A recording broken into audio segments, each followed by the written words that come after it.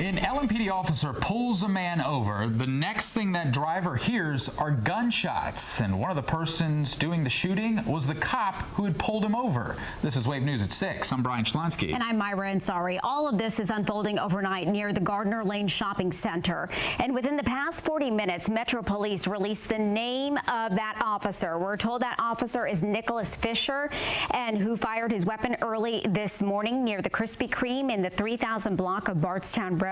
Officer Fisher is a patrol officer in the 5th Division. He has 8 letters of commendation and no disciplinary documents in his service file.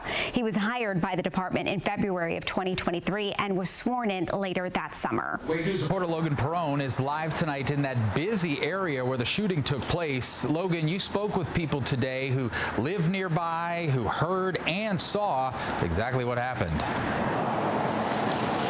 Yeah, that's right, Brian and Myra. And LMPD tells us this was an altercation between 2 drivers while that officer, again, was conducting a traffic stop. And today we actually got to talk to the man who was initially pulled over about what he heard and what he saw. For the 4th time in the span of a month, Shots fired, prime time. LMPD is investigating a police shooting after an officer fired his weapon early Friday. LMPD says an officer had another driver pulled over on Bardstown Road when he saw 2 drivers who appeared to be fighting.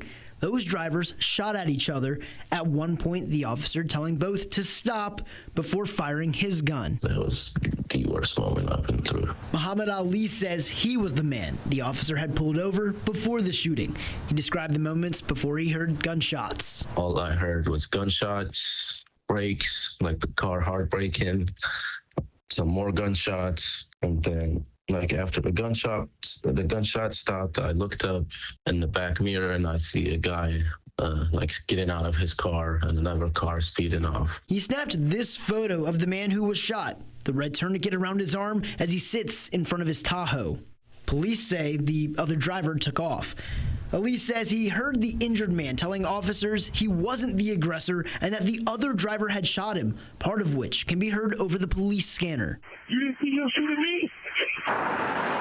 And while people in their homes nearby didn't see it, many heard it. It was kind of like a dot, dot, dot, dot, dot. I was very surprised. We don't obviously hear gunshots a lot around here.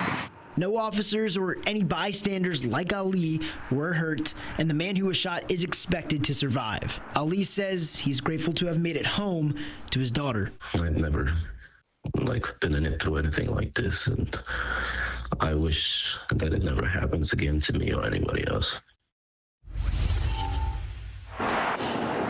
LMPD says there are still a lot of questions in this investigation, including whether or not, again, the bullet from the officer actually struck the driver of the Tahoe in one of his arms. We are expecting the body camera video from the officer within the next 10 business days.